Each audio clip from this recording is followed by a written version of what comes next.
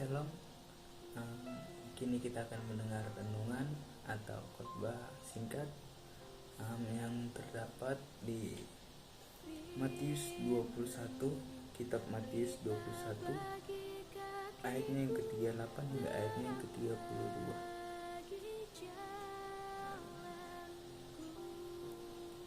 Saya mengambil perikop yaitu bercermin pada diri sendiri. Untuk itu sebelum memulai membaca, mari kita bersatu dalam doa. Ya Allah, ya Bapa, ya Tuhan, kembali lagi kami menghadap kehadirat-Mu yang kudus, ya Bapa. Ya Bapa, pada saat ini kami akan mendengar dan merenungkan firman-Mu. Berkatilah kami, siapkanlah hati dan pikiran kami agar apa yang kami dengar dapat bisa kami lakukan dalam kehidupan kami sehari-hari dan dapat menjadi berkat bagi kami, ya Bapa. Terima kasih Bapa, inilah doa dan permohonan kami. Kami berdoa hanya di dalam nama Yesus Kristus yang berselamat kami hidup. Amin. Baiklah, untuk pembacaan kita terambil dari Matius 21 ayatnya yang ke-28 hingga ayat yang ke-32 dengan perikop perumpamaan tentang dua orang anak. Tetapi apakah pendapatmu tentang ini? Seorang mempunyai dua anak laki-laki. Ia pergi kepada anak yang sulung dan berkata, "Anakku, pergi dan bekerjalah hari ini dalam kebun anggur." Jawab anak itu, "Baik, Bapa," tetapi ia tidak pergi.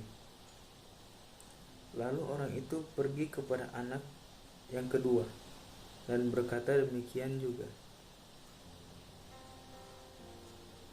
Dan anak itu menjawab, "Aku tidak mau." Tetapi kemudian ia menyesal lalu pergi juga. Siapakah di antara kedua orang itu yang melakukan kehendak ayahnya? Jawab mereka, "Yang terakhir."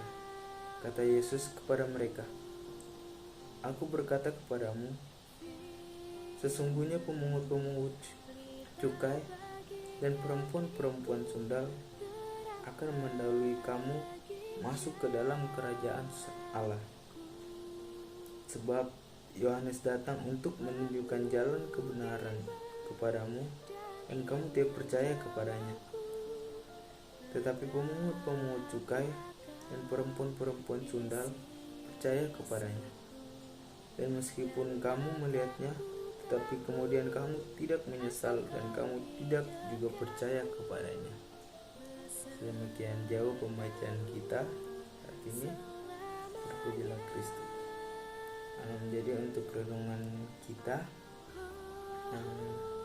yang bisa saya ambil dari ayat tadi adalah di zaman ini kita pasti tahu perempuan-perempuan sundal ataupun para pemungut cukai merupakan orang-orang yang dianggap berdosa atau orang-orang yang dikucilkan oleh masyarakat karena pengaruh buruk ataupun kebiasaan perilaku buruk yang telah mereka perbuat.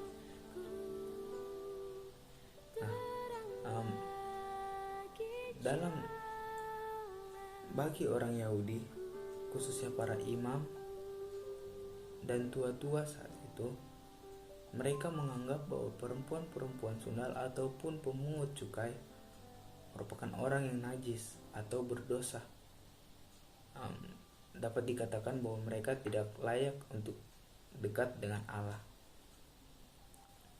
Tetapi bagaimanakah dengan Allah? Bagaimanakah dengan Tuhan? Apakah Tuhan juga menganggap hal demikian? Tidak, jawabannya. Apa tidak? Yang pertama, Karena kasih karunia yang datang dari Allah adalah untuk semua orang. Jadi mau seperti apapun mereka, mau sejahat apapun mereka, mau seburuk apapun mereka, kasih setia Allah, kasih sayang Allah, dan kasih karunia Allah tetap menyertai mereka semua jika mereka benar-benar ingin untuk datang kepadanya. Dan yang kedua, yaitu adalah karena Allah memahami setiap sikap hati, setiap tindakan-tindakan atau kedalaman hati seseorang yang menanggapi akan kasih karunia-Nya. Itulah yang membuat Allah ataupun Tuhan tidak memandang rendah ataupun mengucilkan para pemungut cukai ataupun perempuan-perempuan sundal ataupun para pendosa lainnya. Tapi Tuhan ingin untuk merangkul, ingin mereka datang untuk mencari Bapa, agar mereka tahu apa itu kasih karunia Allah. Nah, perumpamaan yang Tuhan Yesus sampaikan tentang sikap hati melalui ayat Alkitab tadi, yaitu adalah dengan tindakan dua orang anak yang disuruh ayahnya untuk menegaskan atau melakukan suatu pekerjaan. Kebanyakan orang-orang menilai sesuatu itu hanya dari luar, hanya dari bungkusannya, tapi mereka tidak melihat apa yang berada di balik itu. Mereka tidak melihat lebih ke depannya lagi. Mereka selalu menganggap hal-hal yang buruk. Mereka selalu menganggap pada orang yang kurang baik merupakan orang yang buruk, padahal mereka tidak tahu apa yang berada di dalamnya. Dan mereka tidak mengenal lebih lanjut lagi.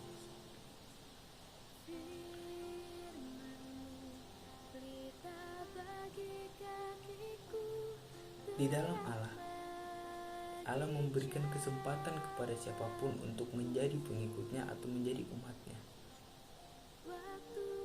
Karena apa? Karena sejak dahulu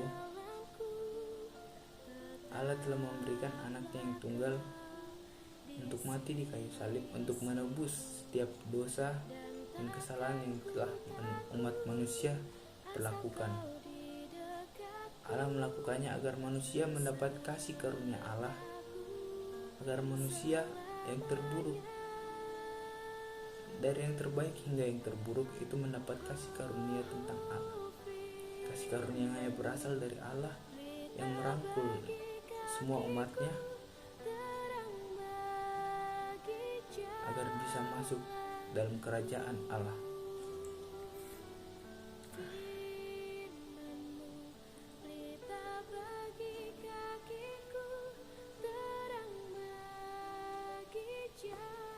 Jadi melalui pembacaan yang tadi kita mendapat pesan dari Allah atau peringatan dari Allah untuk kita sebagai manusia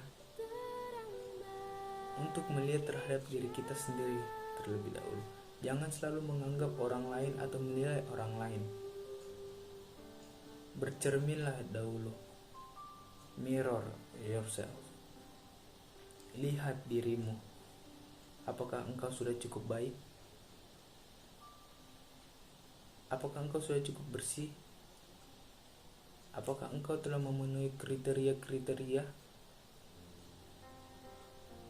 Kenapa? Sebab mereka yang datang kepada Allah lah yang akan menikmati kerajaan surga, kerajaan Allah. Sekian dari saya. Terima kasih. Mari kita. Amin.